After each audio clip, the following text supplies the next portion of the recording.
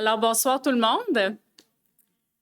Madame la mairesse, membre du conseil municipal, mesdames, messieurs, bonsoir et bienvenue à cette rencontre d'information concernant les travaux de réflexion de l'avenue Centrale. Mon nom est Sylviane Mayotte, je suis directrice des communications à la ville de Val-d'Or. Alors, ce soir, nous allons vous présenter la nature des travaux ainsi que les différentes étapes afin de vous donner une bonne idée du portrait des prochaines semaines dans votre secteur. C'est également pour nous une occasion privilégiée de répondre à vos questions, de vous présenter l'équipe que vous pourrez voir sur le terrain près de chez vous. Donc, merci à toutes et à tous d'être présents. On avait des doutes. Il y a une gang des Canadiens ce soir. Donc, ce que j'ai pensé, parce que la rencontre est enregistrée, vous pouvez regarder subtilement sur vos téléphones le score si vous voulez. On vous voit pas à la caméra, donc ça va aller. Mais c'est la mairesse qui est surtout la plus intéressée par donc, le déroulement là, sera assez simple. Dans quelques instants, je vais laisser la parole à M. Johnny Lagacé. Il est ingénieur au service de l'ingénierie de la ville de Val-d'Or et c'est lui qui vous présentera toute l'information.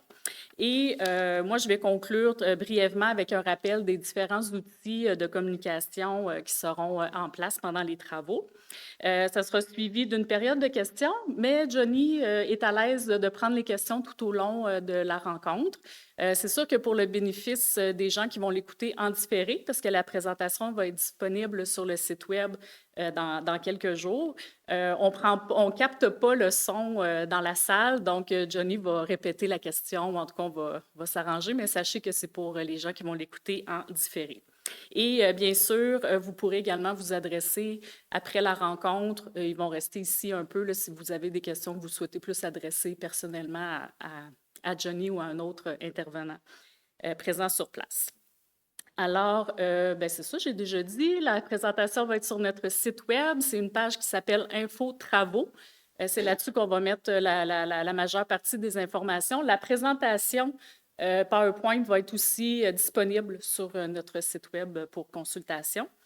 Et on a aussi une page YouTube, donc ça va se retrouver là. Et on dit gros max 21 heures, là, mais ça devrait. Ça dépend des questions, exactement. Donc, je vais laisser la parole à Johnny.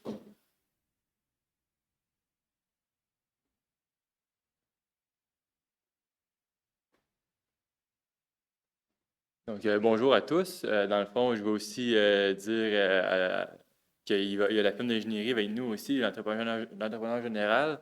J'ai Olivier Liard ici, qui est l'ingénieur sur les travaux. Il y a aussi Sylvain Dussault qui n'a pas pu être là aujourd'hui, mais dans le fond, c'est le chargé de projet. Puis, il y a Francis Perron qui va faire la surveillance au chantier. On a Noémie Giroir de CML qui est chargée de projet, assistante à Mathieu Boily qui est pas présent aussi aujourd'hui. Puis Serge qui va être le contremaître sur les travaux. Donc, on a la chance d'avoir toute l'équipe avec nous qui va s'occuper de bien faire les travaux pour vous. L'autre jour, dans le fond, on l'a pas mal passé, si je ne me trompe pas, mais peut-être pas au complet. Hein. Je vais passer dessus. Dans le fond, on commence par un mot d'ouverture. Ensuite, on va parler des objectifs des travaux suivi de l'échange assis. Après, on va parler de la fermeture du boulevard Lamaque qu'on va faire au niveau de l'avenue Centrale. Ensuite, on va parler des stationnements et du réseau d'aqueduc temporaire qu'on va devoir réaliser. On va parler de la circulation pendant les travaux et les stationnements. On va parler ensuite des changements à la suite des travaux, de la phase 2 qui va venir plus tard, on va en parler tantôt. Puis ensuite, de la partie communication, là, où Sylvain va reprendre le relais. Donc, on va commencer par les objectifs des travaux. Si je reste ici, c'est vraiment juste pour le micro, mais sinon, j'irai proche de l'écran. Dans le fond, les objectifs généraux, là, premièrement, c'est de remplacer les conduites souterraines désuètes. Quand je parle de désuètes, c'est que dans le fond, le réseau souterrain, en ce moment, c'est un réseau unitaire. Donc, ça engendre qu'il y a beaucoup d'eau pluviale qui se ramasse dans le réseau, puis qui se rend à nos usines d'épuration. Donc, ça devient plus difficile de traiter les eaux. Donc, on n'a pas le choix de remplacer les conduites par un réseau sanitaire et pluvial. Donc, puis aussi des huîtres parce que les conduites ont plus de 70 ans, si je ne me trompe pas. Puis, on a fait des relevés qui sont plus en bon état. Ensuite, on veut améliorer la voirie pour ne pas avoir le pavage, la déformation du pavage qui est en ce moment. Puis on veut revitaliser la surface pour créer un espace plus convivial. Ensuite, dans les objectifs plus spécifiques, on a fait une réduction de la largeur de la chaussée de pavé à 13 mètres au lieu de 16,5 mètres. Comme on le sait, c'est une route qui est très large. Ensuite, on a fait une légère augmentation des stationnements le long de l'avenue centrale parce qu'on sait que les stationnements sont importants dans ce secteur-là. On va en parler de ça plus tard aussi. On va faire une instauration de noues d'infiltration des eaux pluviales pour respecter les différentes normes d'aujourd'hui, qui sont végétalisées et bonifiées d'arbres et de vivaces de chaque côté du pavage. Ensuite, il y a l'uniformisation des trottoirs à une largeur standard de 1,8 m. Puis ensuite, l'emplacement stratégique des descentes de trottoirs et l'amélioration générale de l'accessibilité universelle et du transport actif. Donc, vous voyez qu'on prend en considération de plusieurs éléments dans ces travaux-là et non juste la réfection standard de nos rues. Ensuite, il y a d'autres objectifs, de moderniser l'éclairage urbain. Il y a la fermeture du boulevard Lamaque au nord et au sud de l'avenue centrale, comme qu'on a fait il y a quelques années, quand même plusieurs années maintenant, au niveau de la 3e avenue. Ensuite, il y a le boulevard Lamaque qui sera éventuellement transformé. On va y inclure une piste multifonctionnelle ou on l'appelle aussi un sentier polyvalent, qui est une piste cyclable et aussi pour les piétons. Donc, c'est un mélange pour tout usage. Puis, on va y mettre aussi des aménagements urbains, des parcs et possiblement du stationnement.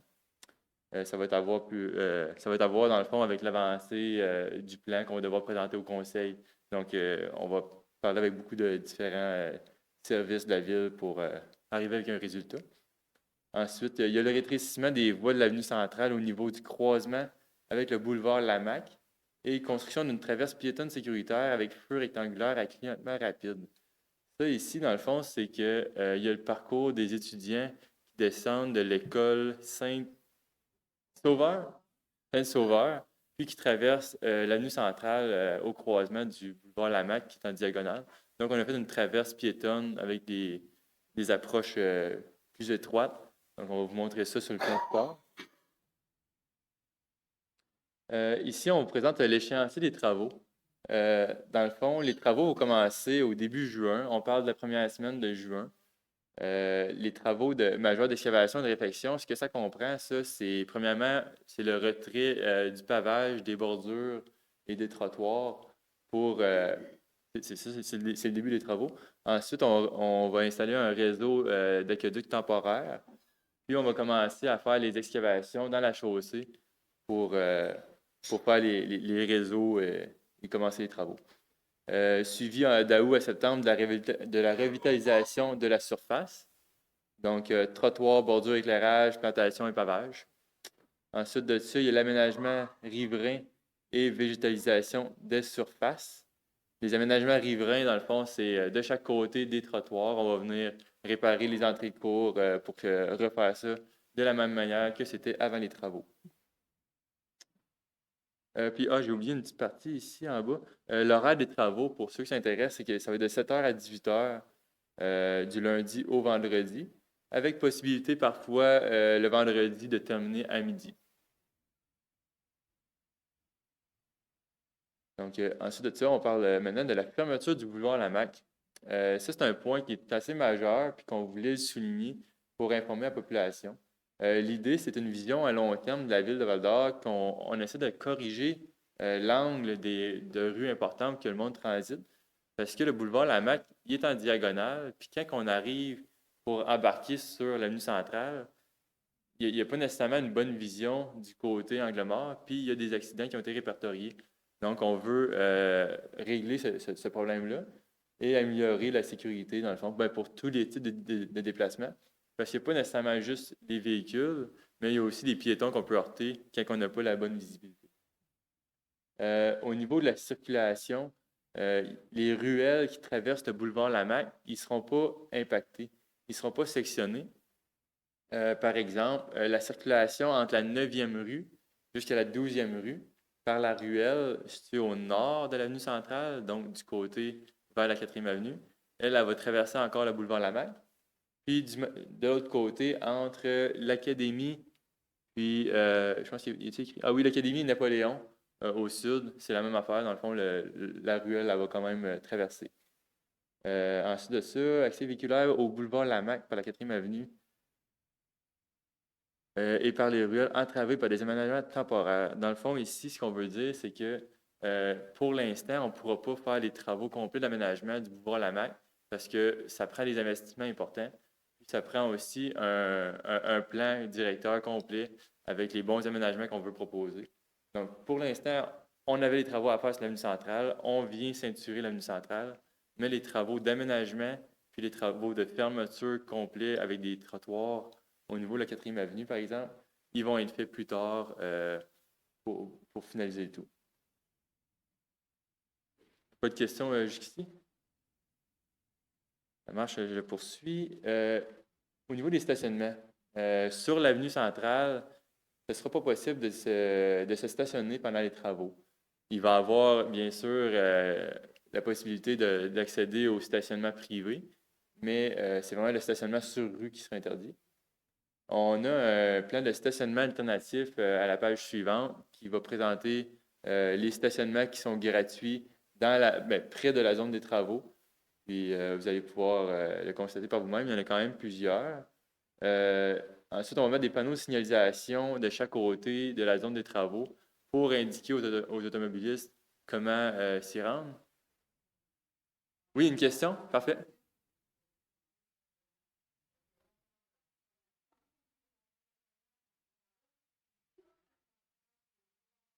Ben, dans le fond, oui, là, cette année, c'est vraiment la première phase. Donc, entre la 9e et la 12e, c'est ça, le stationnement ne sera pas permis dans cette section-là.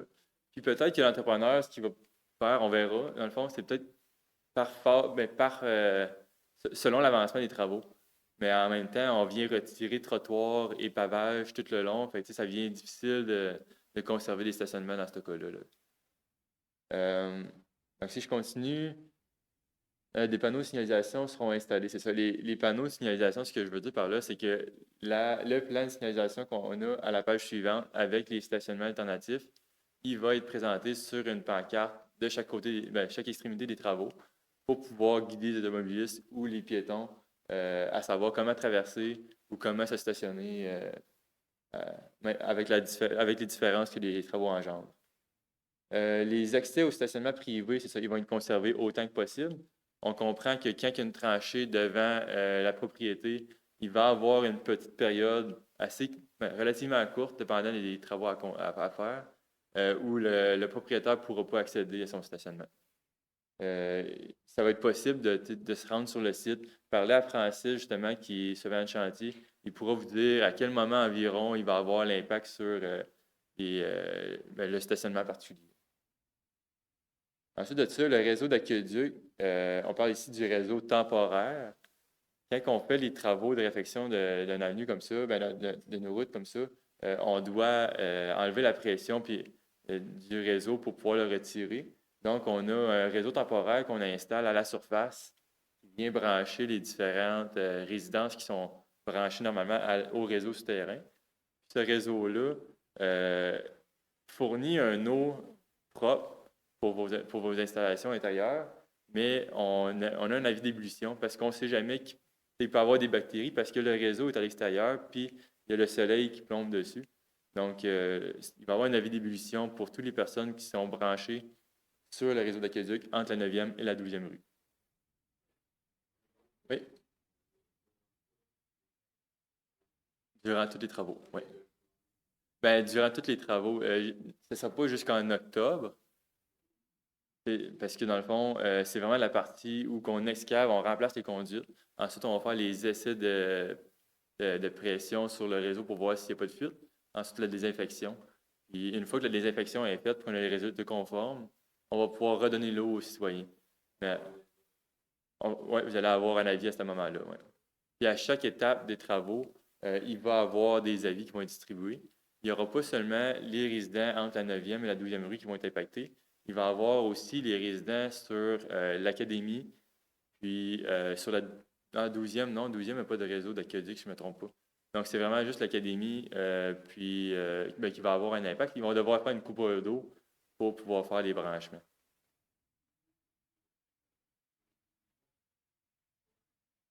Ben, ça s'applique si vous avez une chambre de bain, par exemple. Ça prend quand même une affiche dans la salle de bain, même si c'est pas une eau qui est faite nécessairement pour boire, parce que si jamais quelqu'un l'utilise, il sera malade, ben, c'est le propriétaire de l'immeuble qui est responsable. Mais eau non potable, oui. Ça peut être eau non potable, avis d'ébullition. Puis comme ça, les citoyens ne pourront pas remplir la bouteille d'eau, par exemple. Non, ça peut être juste une affiche que vous trouvez sur Internet, là, puis imprimer, coller ça dans le miroir, puis c'est pas un avis. Mais, ou ça peut être l'avis qu'on vous envoie comme quoi l'eau est non potable. Par contre, l'information est petite et détaillée. Tandis que pour les utilisateurs, c'est peut-être mieux juste un avis qui peut représenter un peu votre entreprise pour avoir le logo de l'entreprise ou quoi que ce soit. Puis vous l'installez, puis vous allez faire l'affaire. Non, c'est ça. Exactement. Ensuite de ça, les avis seront distribués porte à porte pour les informations détaillées. Ici, ce que j'ai pas nécessairement écrit, c'est qu'il va y avoir aussi des avis qui vont être envoyés par la poste aux propriétaires. Parce que sur l'avenue centrale, il n'y a pas juste des résidents, il y a aussi des propriétaires d'immeubles, des commerces. Donc, on va faire des avis aussi par la poste. Maintenant, je vous présente le plan, dans le fond, de stationnement. Ici, on voit, si on commence en suivant la légende, en vert, on a les détours. Bien, ici, c'est un détour principal. Si vous arrivez, par exemple, de l'ouest, traversez vers l'est, on va vous faire retourner par la 14e rue. La raison pourquoi on passe par la 14e rue, c'est juste que la visibilité est beaucoup meilleure pour le monde qui arrive de l'est quand on arrive pour tourner à droite ou à gauche, il n'y a pas de végétation à chaque côté. Donc, on va faire passer les gens par là. Ensuite, pour les ruelles conservées, c'est ce que je parlais tantôt, c'est qu'on ne vient pas couper les ruelles malgré le fait qu'on ferme le boulevard Lamaque. L'idée, c'est qu'il y ait une circulation, dans le fond, pour les différentes résidences. Puis aussi, dans le fond, ça n'a pas vraiment d'impact sur les aménagements qu'on veut faire au boulevard Lamaque. Il va juste avoir un panneau arrêt qui va être ajouté pour la piste, dans le fond, multifonctionnelle. Il va avoir un arrêt pour la piste et aussi pour la circulation. Comme ça, dans les deux cas, là, ça va être sécurisant. Les espaces de stationnement. Les seuls espaces de stationnement sur ce plan-là qui ne sont pas gratuits, c'est ceux-là de la 9e rue. C'est des stationnements avec des compteurs dessus.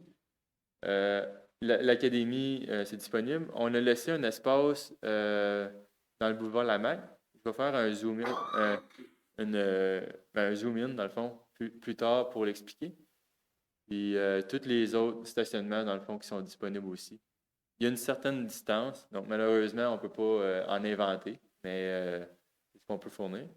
Les zones enclavées, c'est les zones où il n'y aura pas de circulation, sauf dans la zone des travaux qui va avoir une circulation locale. Ce n'est pas une circulation locale où ce sera possible de traverser les travaux, mais seulement pour accéder au stationnement privé. Ensuite, pour finir, il y a la circulation des véhicules d'urgence qu'on a conservé pour les ambulances avec un accès par la 4e avenue. Donc, il y a seulement cet accès-là qui va être possible. Mais il y a seulement les véhicules d'urgence qui vont pouvoir passer par là. Oui.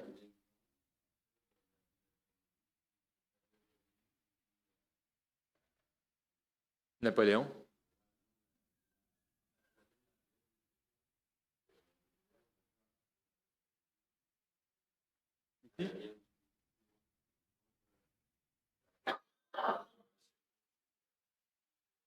Oui, non, non, c'est pas que c'est une erreur, c'est juste que, puisque c'est pas dans les travaux, on l'avait pas mentionné dans le fond, mais c'est qu'il n'y a pas de différence. Ça reste comme c'était avant.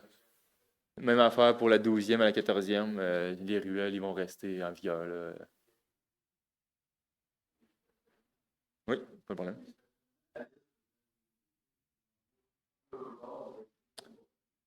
Oui, sur le boulevard Lamaque.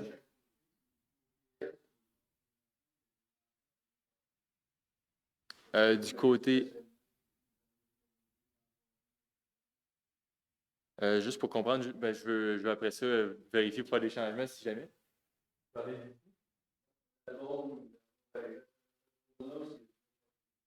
OK. J'en prends en considération. Je vais voir si c'est quoi la raison, pourquoi il y a des no parking dans ce secteur-là. Je ne sais pas si c'est parce que les travaux publics sont prêts de revirer l'hiver, s'il y a du monde stationné ou quoi que ce soit. Mais on va le vérifier. On aimerait ça l'offrir au complet. Parce que surtout pendant les travaux au moins. Parce que dans le fond, ça va vous laisser plus de place, là.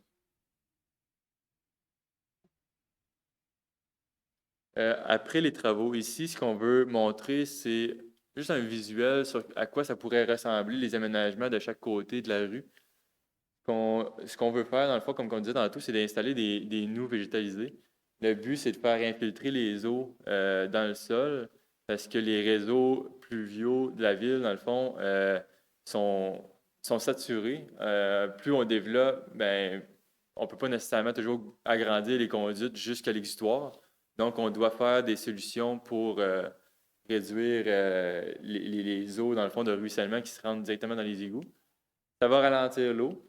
Euh, donc, il va y avoir des ouvertures dans le fond, dans le pavage qui va faire infiltrer les eaux dans les noues végétalisées. Puis, il va y avoir des arbres à l'intérieur de ces noues-là aussi. Ça va séparer les piétons de la chaussée. Donc, ça crée un environnement pour les piétons qui est plus agréable quand même. Les noues, ils vont être séparés. On va le voir plus tard dans le plan aussi, mais ils vont être séparés. Il va y avoir des secteurs qui vont être engazonnés où que la végétation va pousser plus dense. Pas nécessairement aussi belle parce que le but, c'est que ça pousse quand même long pour faire un traitement. Par contre, il va y avoir des zones où il va y avoir des vivaces. Puis les vivaces, c'est dans le fond des fleurs, mais qui ne nécessitent pas nécessairement de replantation.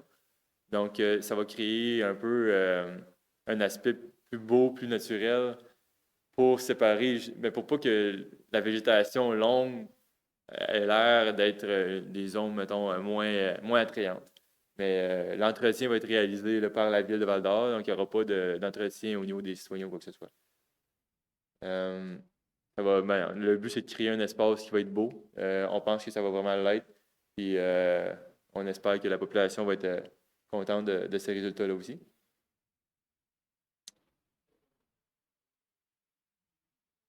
Il y en a déjà un endroit, c'est sur le boulevard Forêt. Le boulevard Forêt entre la rue Giguère et la 3e avenue, le tronçon qui est rajouté. La partie centrale, c'est des noues d'infiltration.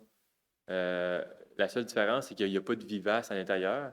Puis ça a été des plantations de gazon standard en plaques. Donc, il y a des petits travaux qui vont s'en venir pour changer ce type de gazon-là, parce que c'est un premier essai, veut pas. Donc là, on va installer une végétation qui va vouloir pousser un petit peu plus, peut-être avec les selles de voirie. Puis on met des fleurs aussi là, pour que ça soit plus beau, puis c'est plus esthétique pour un secteur qui est un peu plus vivant que cet endroit-là présentement, dans le fond, là. Bon, je dis pas qu'il va pas en avoir dans le futur aussi d'installer mais ça, c'est un autre secteur, ouais. Là, je vous présente, dans le fond, une vue en plan qui a été préparée du projet. C'est pas les plans de construction, mais ça montre, ben, dans le fond, oui, celle-là. Non, ça, c'est une présentation qui a été faite par la ville, juste pour présenter un peu les aménagements. Euh, on voit ici les secteurs en rose qui vont être justement les vivaces. Donc, c'est les endroits qu'il va y avoir des fleurs qui vont pousser pour rendre ça beau. En vert, c'est des endroits que c'est de la végétation qui va être un petit peu plus longue. Donc, aux extrémités, on a tout le temps un petit peu de vivace pour justement là, rendre ça plus beau. Vous voyez aussi sur ce plan-là la traverse piétonne où on a réduit la largeur de la chaussée à 8 mètres au lieu de 13 mètres, donc pas de stationnement. Puis c'est pour rendre une traverse sécuritaire pour les enfants dans le corridor scolaire. Puis en même temps, pour faire la traverse du sentier polyvalent, juste dans le fond, la traverse, c'est ça, la traverse, ça va être par là. Puis, on a combiné la traverse avec l'entrée des ambulances, parce que les ambulances étaient sur l'avenue centrale, sur le boulevard Lamax, excuse-moi. Puis maintenant, on va leur faire une entrée privée euh, sur l'avenue centrale. Donc, des questions sur l'aménagement? Oui?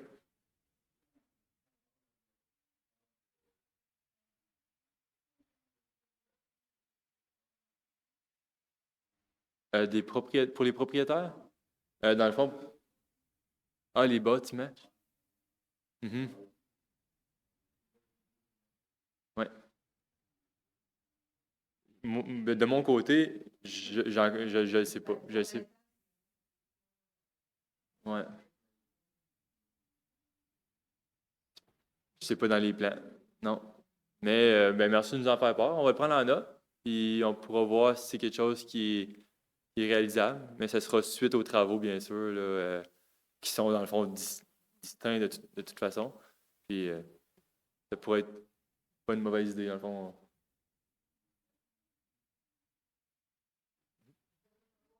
Non, c'est ça exactement. Non, exactement. Mhm. Ouais. Non. Oui. Ouais.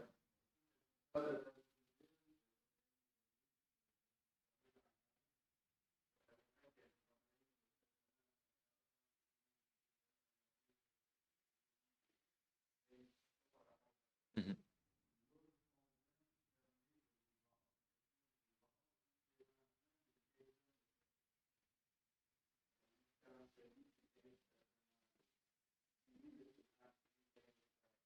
Je vais répéter la question parce que je viens de penser que toutes les questions qu'on a eues jusqu'à date, j'ai oublié de les répéter.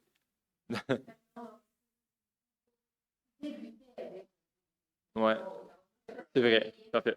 C'est bon. La question, dans le fond, c'est les stationnements sur l'avenue centrale. Il y a d'autres stationnements qui étaient sur le boulevard Lamaque entre l'avenue centrale puis la troisième avenue. Il y avait une quinzaine de cases de stationnement. Là, on vient ceinturer le boulevard Lamaque. Donc, ces cases-là sont retirées. Donc, malgré l'augmentation des cases sur l'avenue centrale, il y a quand même une perte de cases de stationnement. Il y a une diapositive qui va parler de cette différence-là. Donc, je vais en parler un peu maintenant, mais je vais compléter avec l'image plus tard. Il y a la discussion sur l'aménagement du boulevard Lamaque en tient compte présentement, mais il n'y a pas de décisions qui sont prises. Donc, on ne peut pas, en ce moment, donner une vraie réponse, mais dans la partie entre l'avenue centrale et la troisième avenue, il y a des idées, des concepts qui se développent pour voir si on ne peut pas intégrer des stationnements à cet endroit-là.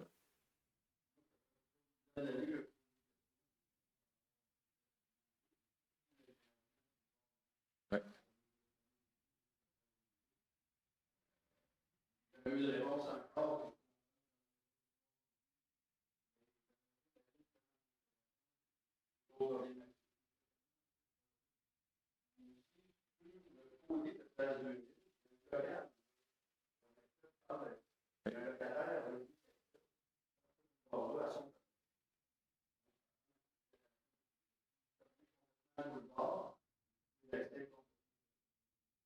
Donc, monsieur nous fait part d'un accès au bâtiment Place 2000 sur le boulevard Lamaque.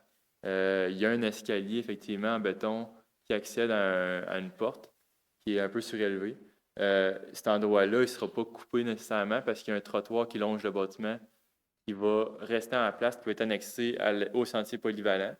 Donc, cet accès-là piétonnier, il va toujours être conservé.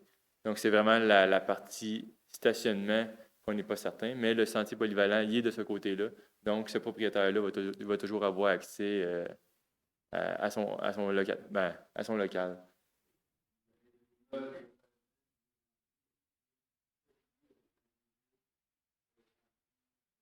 Le sentier polyvalent, il va être effectivement construit pour avoir une circulation véhiculaire dessus. Pas, pas une circulation, mettons, quotidienne, mais une circulation en cas de besoin.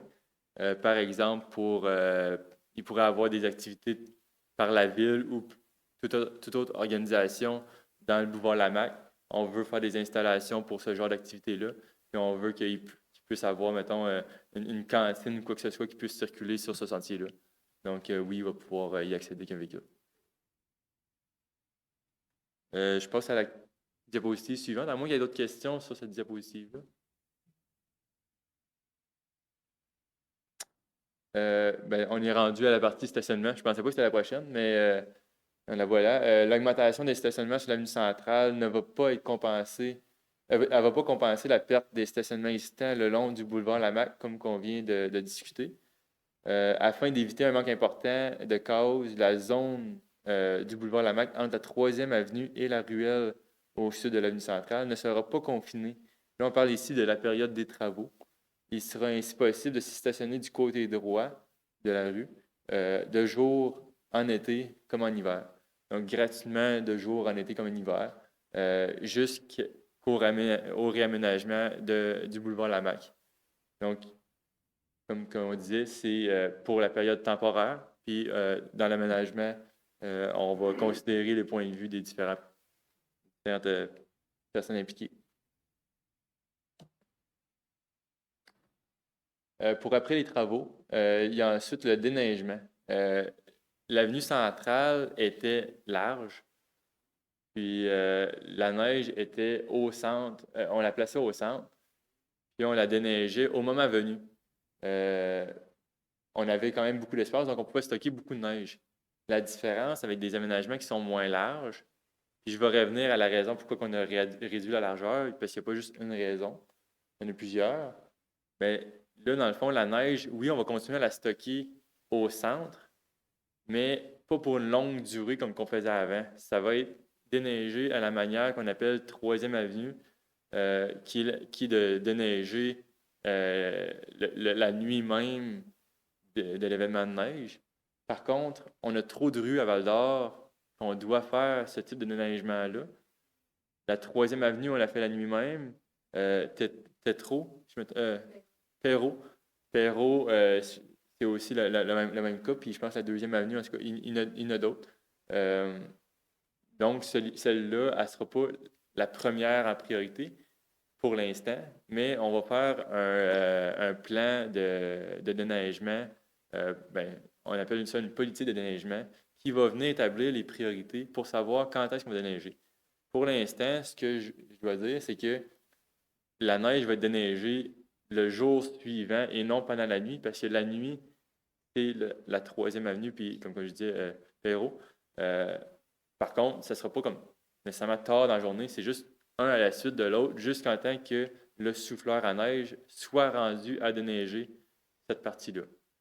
Donc, le matin suivant un événement important de neige, il n'y aura pas de stationnement dans les portions où la neige ne sera pas retirée de l'avenue centrale. Je vais juste finir ma diapositive au complet, puis ensuite, je vais répondre aux différentes questions s'il y en a. Donc, un monticule de neige temporaire sera formé au centre de la rue en attendant son ramassage. Puis des panneaux biodégradables seront installés pour signaler l'interdiction de se stationner jusqu'au déneigement complet par le service des travaux publics. Puis ça, c'est une technique qui est utilisée dans d'autres villes aussi. C'est juste un petit piquet de bois, ça ne coûte rien. Si on parle des coûts, ça ne coûte vraiment rien pour les panneaux biodégradables. Donc, je vais prendre des questions s'il y en a par rapport à cette diapositive-là. Ouais.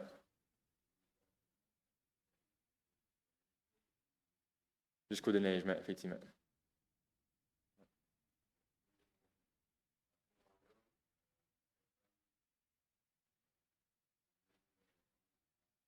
Ouais.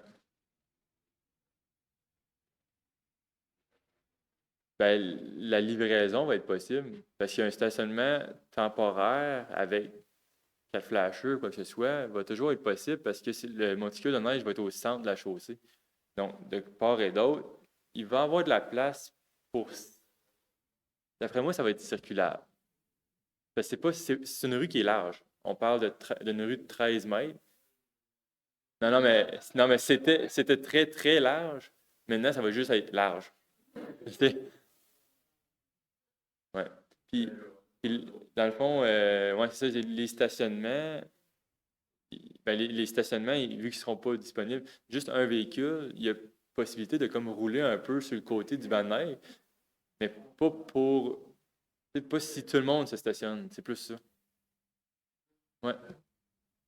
Puis en plus, on va déneiger le jour même, donc ce ne sera pas un gros monticule de neige comme qu'il y avait avant. C'est ça la différence aussi. Tandis qu'avant, ben, on en mettait, puis on en mettait, puis on en mettait, puis c'est là qu'on venait déneiger Ça peut être 2 semaines après ou quoi que ce soit, mais là, ça va être le lendemain d'un monticule de neige. D'autres questions? Je vais passer à la diapositive suivante dans ce cas-là. Ensuite, là, je vais parler des nous d'infiltration engazonnés. Les aménagements des nous de chaque côté de la rue, des caniveaux engazonnés, on va aménager des nous de chaque côté de la rue. C'est des caniveaux engazonnés qui servent à recueillir et à filtrer les eaux de pluie. Ça vient, dans le fond, de la réglementation là, sur l'environnement. Par rapport à l'environnement, on n'a pas le choix aujourd'hui de filtrer nos eaux, puis en faire une certaine rétention aussi.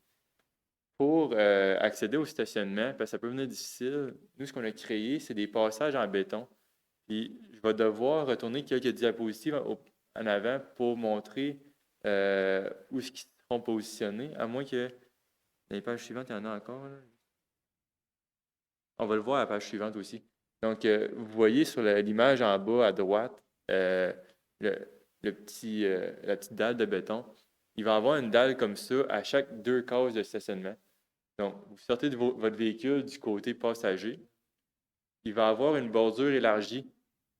Ce ne sera pas une bordure de 200 mm comme normalement. Ça va être une bordure de 450 mm qui permet d'avoir un pied entre le véhicule et la bordure, premièrement, ou les 2 pieds sur la bordure, marcher jusqu'à cette transition-là, cette dalle qui permet d'accéder au trottoir.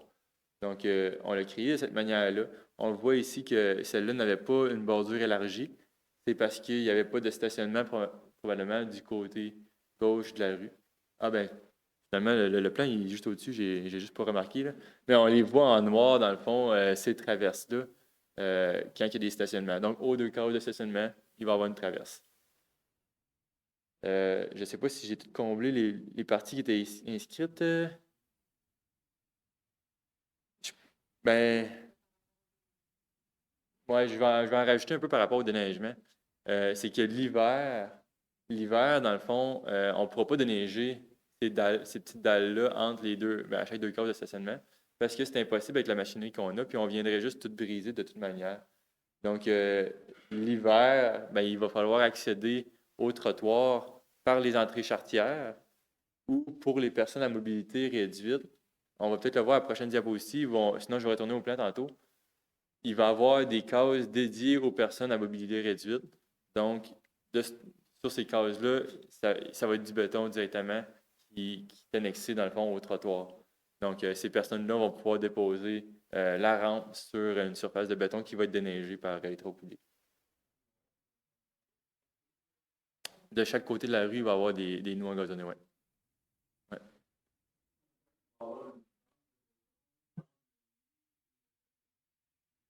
Ouais, je ne sais pas si vous voyez mon curseur. Cette bande-là, ça ne sera pas déneigée l'hiver. C'est ce que, dans le fond, je dis. L'été, ça va être la bande que vous allez utiliser pour vous rendre aux surfaces franchissables, que j'appelle, qui traversent les nous. Mais elle ne sera pas déneigée l'hiver. Donc, l'hiver, l'accès va être, par exemple, pour cette case-là, va être par les entrées charretières. Pour ces cases centrales-là, qui vont certainement être moins utilisées l'hiver parce qu'elles sont plus loin d'une entrée charretière, mais ça va être par les entrées charretières que vous allez devoir accéder au trottoir. Donc, on parle vraiment ici du passager qui pourrait être un peu déficitaire par rapport à ces aménagements-là, par rapport à ce qu'il y avait avant, parce qu'il va débarquer entre le véhicule puis un monticule de neige qui va être dans la partie de nous qu'on doit laisser là et pas la déneiger. Ouais. Exactement.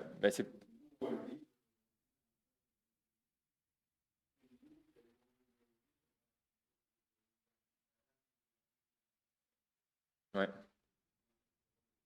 C'est sûr que pour exemple une troisième avenue ou pour des places qui ont beaucoup de circulation piétonne ou beaucoup de débarquement de personnes, ça peut être plus difficile. On a jugé que pour l'avenue centrale, considérant ce qu'on doit faire respecter pour l'environnement, puis pour créer des aménagements avec des arbres, et pour plusieurs raisons, dans le fond, on a considéré que c'était un mal pour un bien. Donc, oui, pour le passager, ça ne sera pas nécessairement bénéfique, à part pour mobilité réduite, qui vont avoir des espaces dédiés. Par contre, pour le conducteur, il n'y aura pas une grosse différence parce qu'il va pouvoir débarquer puis se rendre, dans le fond, à une entrée charretière là, pour embarquer sur le trottoir. C'est ça. Ouais.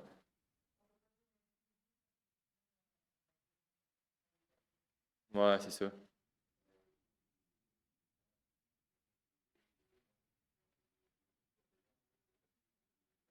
Mettons, ouais.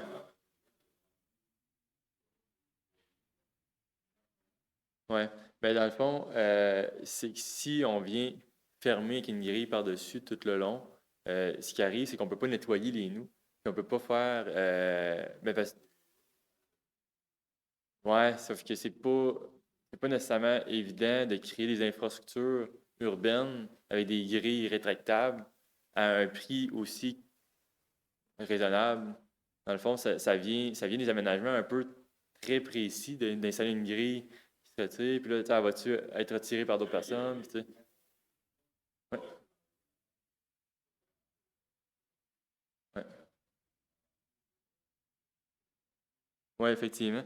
Je vais retourner au plan complet pour parler justement du centre d'entraide familiale, parce que il y a une grosse partie tu sais, des stationnements qui sont annexés à une surface bétonnée à cause du stationnement à mobilité réduite. Puis, dans le fond, pour le ramassage de gros items, ils pourront se stationner tu sais, temporairement, au pire, pour embarquer ces items-là. Mais c'est sûr que pour le passager, ça pourrait être plus difficile en hiver d'embarquer. Ouais.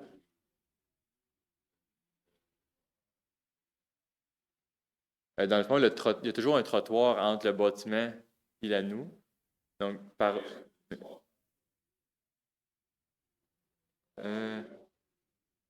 pense qu'on s'est déjà parlé, si je me trompe pas, au téléphone. Si je me trompe pas, le passage était directement en face de votre porte. Par, par chance un peu, mais dans le fond, on n'a pas eu besoin de faire de modifications par rapport à ça parce que votre entrée était directement en face de cette traverse-là. Donc, bah,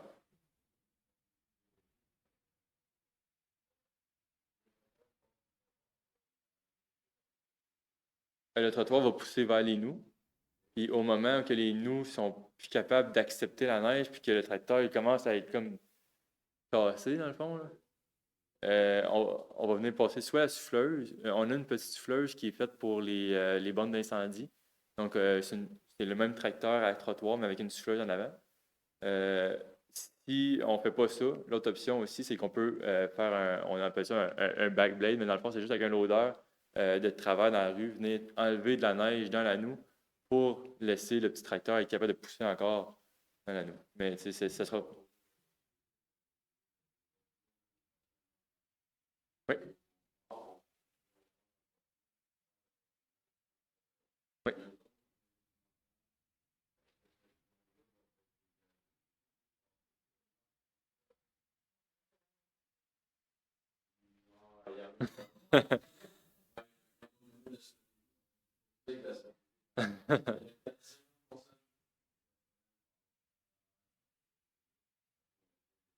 Ouais.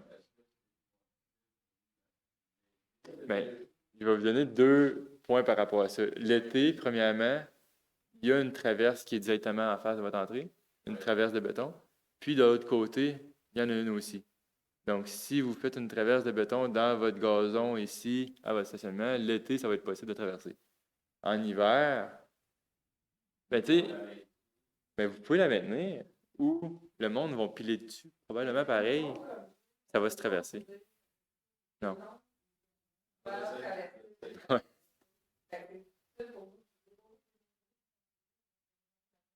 ouais, ouais, ouais.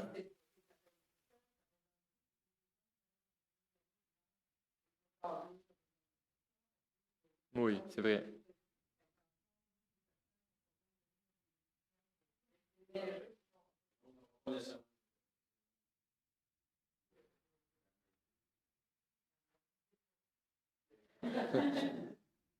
Je vais pas le répéter au micro.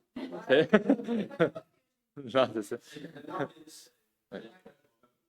Mais pour le micro, on parle ici d'une situation spécifique de traverse entre le stationnement de Télébec, qui est de l'autre côté de la rue, puis Télébec. La manière que les gens peuvent traverser autant en été comme en hiver. Une personne qui se stationne ici ou qui se stationne ici, qui doit traverser, pourra traverser ici par une bande de béton, dans le fond, euh, dans l'été, mais pas l'hiver. Les... Ouais, non, l'été non plus. Ouais,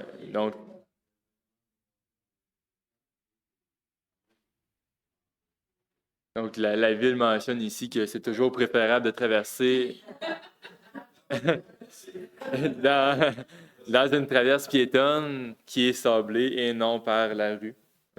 Exactement. Puis on autorise, dans le fond, on autorise aussi aux propriétaires, aux résidents de déneiger les traverses qui sont entre les sections de nous. Ça, c'est juste que nos équipements ne peuvent pas le faire. Puis on n'a pas la main-d'œuvre non plus pour aller déneiger toutes ces caillebotis-là. Oui, ils vont être maintenus, mais il va y avoir des cases de stationnement de peinturés. Donc, c'est les deux. Monsieur ici nous mentionne qu'il y a deux cases de stationnement qui sont dédiées à la livraison de matériel. C'est des livraisons de 15 minutes. Dans le fond, ces deux cases ici, sur le plan, en avant du 525, seront encore pour stationnement de 15 minutes. Oui.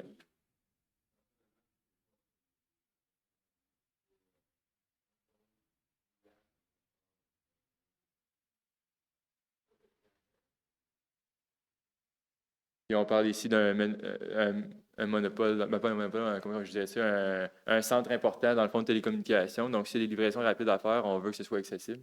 Donc, on tient à le conserver pour les propriétaires. Oui,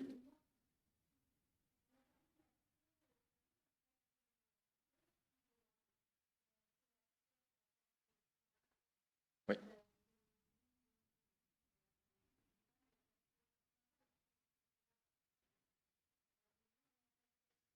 La question ici, c'est par rapport à au centre d'entraide familiale. Il y a une chute de linge, ben, une chute d'objets à l'extérieur du bâtiment pour les périodes non ouvrables du bâtiment. La chute est juste ici, dans le fond, sur le côté droit juste ici, côté droit de l'entraide. Donc la partie bétonnée est plutôt un peu pour la porte avant du bâtiment et partagée un peu avec la porte des ambulances, tu sais, est plus centrale entre les deux. Donc non, ce ne sera pas une traverse de béton qui va être directement pour donner accès à la chute. Par contre, la chute, c'est pas nécessairement pour des gros objets, euh, parce qu'elle est plutôt le petit format, mais c'est sûr que oui, ça va être peut-être plus difficile d'aller porter des objets, parce qu'il va y avoir une petite marche à faire, dans le fond, entre le véhicule et la chute. Prochaine diapositive. On va parler ici, on a déjà parlé des stationnements, et ça, j'ai reculé tantôt. Déneigement, c'est fait. Je vais essayer de me repérer. D'après moi, je peux pas bien loin. Phase 2. Dans le fond, là, on parle ici de la phase 1 qui va se faire en 2025, donc de la 9e à la 12e rue. La phase 2, elle, ça va être la continuité des travaux, donc entre la 12e rue et la 16e rue. Les travaux sont prévus à l'été 2027. Vous comprendrez qu'une phase aussi longue que de la 9e à la 16e, c'est impossible en un an parce qu'on parle de travaux linéaires de conduite. Donc, il n'y a pas moyen d'aller plus vite que la vitesse qu'un entrepreneur peut avancer en tranchée. Donc, c'était impossible. Donc, à l'été 2027, on va poursuivre les travaux. Ça va être encore une réfection des services municipaux et de la voirie, puis une revitalisation de la surface. Euh, le plan d'aménagement n'est pas complété encore, mais on a certains défis qu'on va devoir travailler dessus. Premièrement, il y a la sécurisation de l'intersection entre l'avenue centrale et la 16e rue. On le sait tous que dans le fond, l'accès à la 3e avenue, il est comme doublé au niveau de l'intersection avec la 16e. Donc, quelqu'un peut arriver sur l'avenue centrale et sur la 3e avenue, puis rentrer sur la 3e avenue au même moment. Donc, ça, c'est quelque chose qu'on veut peut-être regarder pour voir si on ne peut pas améliorer la sécurité de cette intersection-là. Puis ensuite, on veut aussi mettre aux normes les entrées charretières sur l'avenue centrale. Puis dans ce secteur-là, c'est quasiment un trottoir abaissé sur la longueur de la rue, ce qui rend difficile les opérations de déneigement, mais qui empêche aussi beaucoup de stationnement sur rue. Donc, on va devoir suivre, dans le fond, les règlements municipaux, autant pour la première phase que la deuxième phase, mais c'est la deuxième phase qui était plus problématique à ce niveau-là. Oui. Oui. Oui.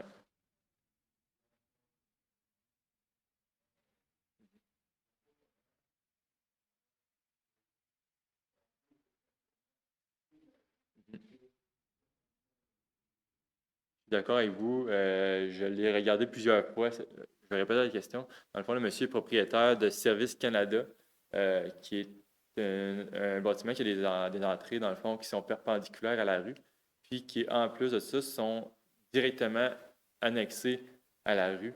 Ce qui fait en sorte que, dans le fond, on vient peut-être doubler le nombre de cases de stationnement pour la même longueur de rue, ce qui vient contredire le fait d'augmenter le nombre de cases de stationnement en obligeant, dans le fond, d'avoir un trottoir complet avec une entrée de 11 mètres pour des commerces, dans le fond, pour des commerciales, c'est 11 mètres, une seule entrée, le règlement. On va devoir se pencher sur la situation en cas par cas.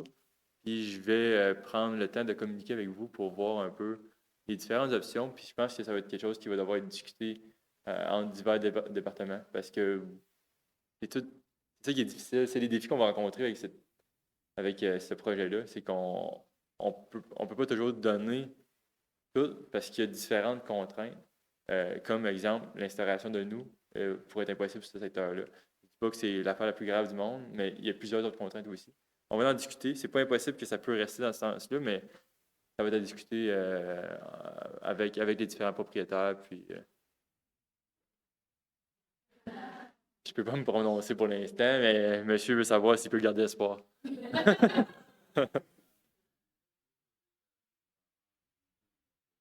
Le relevé topographique de la rue a été réalisé pour la phase 2 également. Ouais.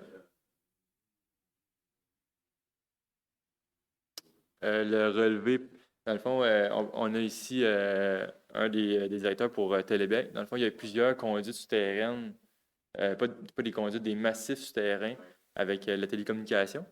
Puis dans le fond, nous, on a fait ouvrir les regards pour voir l'intérieur. Puis on a fait aussi le relevé de ces regards-là dans la partie phase 2 pour savoir un peu à l'avance à quoi on s'attend. Puis c'est la même affaire pour les conduites de gaz souterraines. Donc cette rue-là, c'est pas une partie plaisir de faire les travaux à l'intérieur. On a beaucoup de télécommunications, on a du gaz. C'est ça.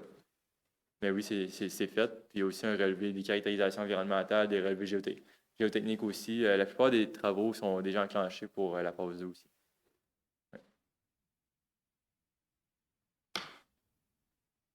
On est rendu à la partie communication, donc je vais laisser Sylviane prendre la parole pour cette partie-là.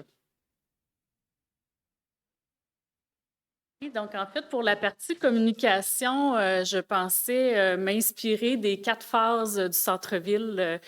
Puis je pense que ça a quand même bien été côté communication. En fait, ce qu'on fait, c'est que la clé, c'est les communications sur le terrain. Donc, vraiment une proximité avec l'entrepreneur en place, le surintendant, qui, c'est ce qui est le plus efficace. Exemple, il y a une tranchée qui va se faire devant chez vous. Bien, vous allez avoir la visite du surintendant qui va venir vous aviser. Donc, c'est vraiment ce qui est le plus...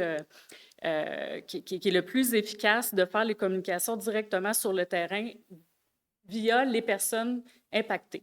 Dans le sens qu'on pourrait dire sur notre page Facebook, bon, ben là, tel numéro civique demain, mais ce n'est pas efficace. Facebook, on connaît les algorithmes, les personnes visées. Fait que vous êtes les meilleures personnes pour aviser votre clientèle. Fait qu'en fait, c'est ce qu'on a fait pour le centre-ville, c'est vraiment encourager les commerçants, les places d'affaires à utiliser leurs propres moyens de communication, leur propre réseau pour informer leur clientèle. et c'est ce qui a été le plus efficace. Donc, les outils de communication de la ville, ça va être vraiment sur le portrait général. Donc, évidemment, on a déjà commencé, on dit aux gens, avenue Centrale, entre telle rue et telle rue, l'été prochain, ça sera fermé. Donc, on va faire de l'affichage sur place. Facebook, on va aussi dire les grandes étapes des travaux. On veut aussi faire de la sensibilisation, de l'éducation, si on veut, par rapport aux eaux de filtration, parce que c'est quand même un concept qui est nouveau. Donc, on veut profiter de ce projet-là pour informer la population de nos différentes obligations environnementales, des nouveaux aménagements que les gens vont commencer à voir. On parle de concept ville-éponge, donc on est là-dedans, donc c'est vraiment, on veut se servir de ce projet-là pour le faire. Système d'alerte citoyenne, je vous invite à vous y inscrire si ce n'est pas déjà fait. Vous vous rendez sur le site de la Ville et en bas de page, c'est écrit « Alerte ». Donc, en cliquant dessus, vous pouvez choisir les types d'alertes que vous voulez, par texto, courriel, par appel téléphonique. Donc, je ne dis pas qu'on va l'utiliser à grand escient, parce que ça reste que les avis, surtout quand on parle d'eau potable, on est tenu d'aviser par lettre de porte à porte de toute façon. Donc, c'est souvent ce qui est fait. Et on a l'infolettre aussi. En fait, c'est notre bulletin municipal contact qu'on retrouve une fois par mois sur le journal. Vous pouvez aussi le recevoir par courriel. Et si on a des informations pertinentes à envoyer, bien, on l'utilise, l'infolettre. Puis c'est ça, le reste, on en a parlé, distribution de lettres. Et n'hésitez pas à parler aux gens sur place, sur le terrain, si vous avez des questions spécifiques. Je n'ai pas confirmé, mais au centre-ville, les gens avaient la carte d'affaires de la personne à appeler s'il y a quoi que ce soit. Donc, j'imagine que c'est quelque chose qui va peut-être être possible de faire. Oui.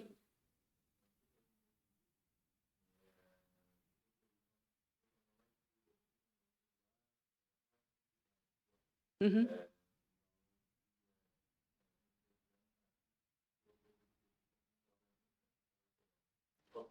C'est ça.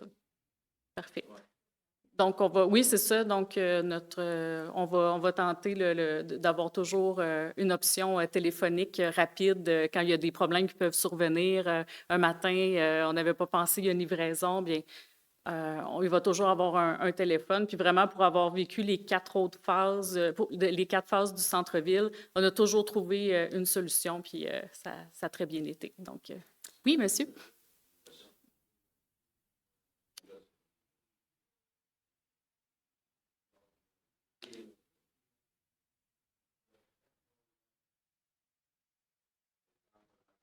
Oui, ben, tu sais, dans les devis qu'on prépare, il y a tout le temps une partie qui est, mettons, atténuation de la poussière, justement. Euh, il y en a des mesures. Une des mesures, c'est justement de mettre du calcium, qui est à la demande de la ville, du propriétaire de l'ouvrage. Donc, si vous avez des impacts trop importants de poussière, parce qu'on sait que ça coûte cher, puis on ne veut pas le faire, tu sais, tout le temps d'emblée, puis aussi, c'est néfaste pour l'environnement aussi, tu sais. On ne veut pas en mettre trop non plus, mais quand même, s'il y a des impacts trop importants, il faut savoir qu'on a le pouvoir de demander de la poussière sur le chantier, surtout si c'est très sec. Ça peut être aussi de l'eau, tu sais, mais oui, on a le pouvoir de le faire. Oui, ouais. Je vais rester ici. J'ai des questions sans rien.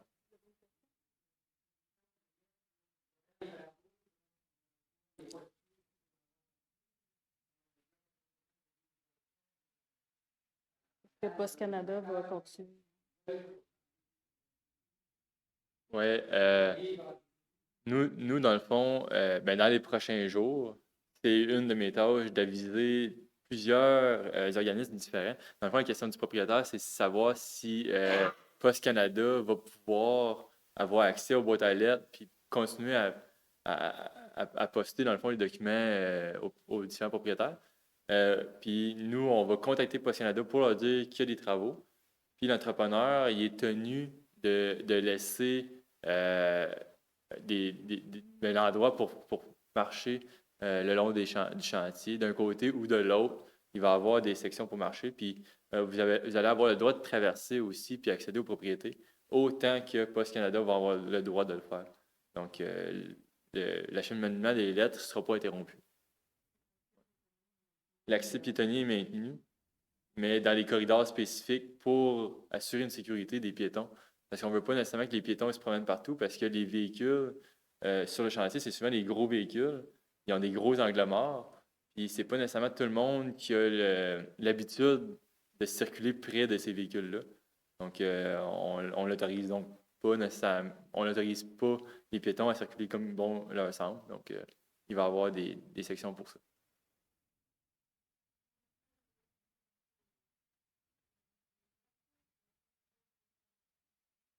Sur la rue Bouchard, OK, on mentionne ici que Post Canada ont décidé, ça a été décidé de leur côté parce qu'au début, ils passaient. Donc, ouais. Donc, Post Canada avait décidé de laisser les lettres aux boîtes à lettres seulement, donc pas de passage porte à porte dans ce cas-là. On pourra leur demander, voir si c'est ce qu'ils veulent faire, dans le fond, là. Parce qu'on sait qu'il y a des personnes à mobilité réduite qui ont de la difficulté à aller chercher les lettres aux boîtes postales. Mais dans ce cas-là, c'est sûr que ça va de demander, dans le fond, à un proche.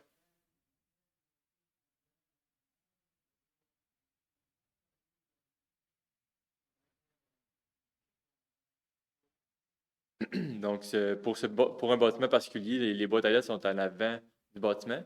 Euh, ça va être accessible, mais si de...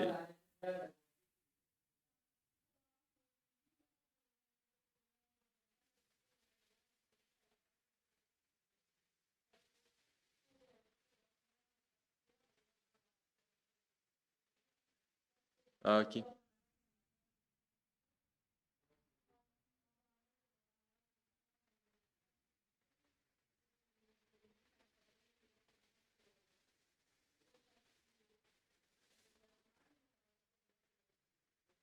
Je vais le répéter, dans le fond, ben, on a Noémie Giroir ici, chargée de projet de CML, qui a répondu à la question du monsieur. Si on parle des lettres pour les avis d'ébullition, par exemple, ou les avis qui sont plus particuliers, nous, on n'a pas accès aux boîtes postales, dans le fond, des résidents. Donc, les lettres ne seront pas distribuées dans les cases postales. Ils vont être distribués en porte-à-porte, mais ça va être sur les portes pour ceux qui ont les boîtes postales barrées. Donc, ils, ouais.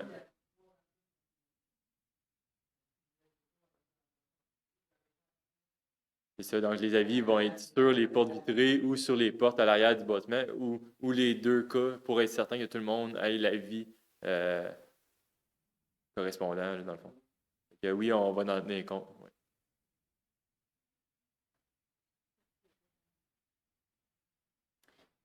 En fait, la prochaine diapositive, c'était pour vous présenter les différents intervenants là, qui seront disponibles tout au long du projet.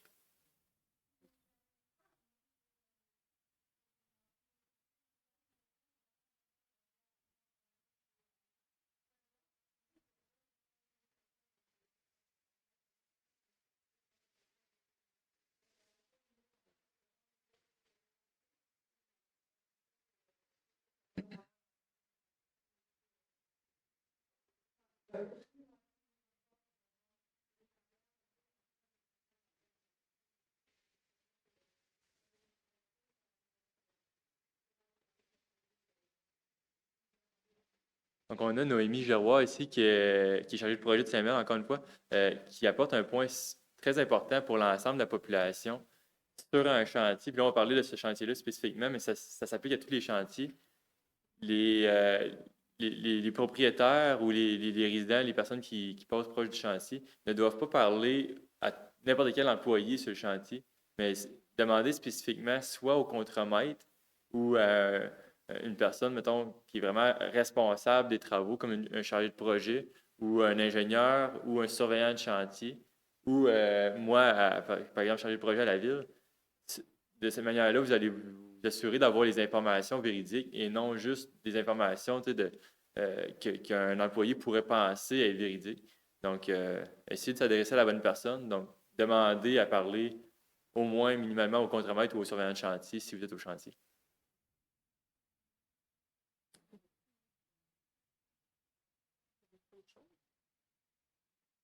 Non, mais ça complète la période, la présentation, mais on vous invite à poser des questions après. Ça peut être en ce moment, avec le micro en avant. Ça peut être après si vous sentez que c'est plus personnel, c'est plus spécifique à votre situation.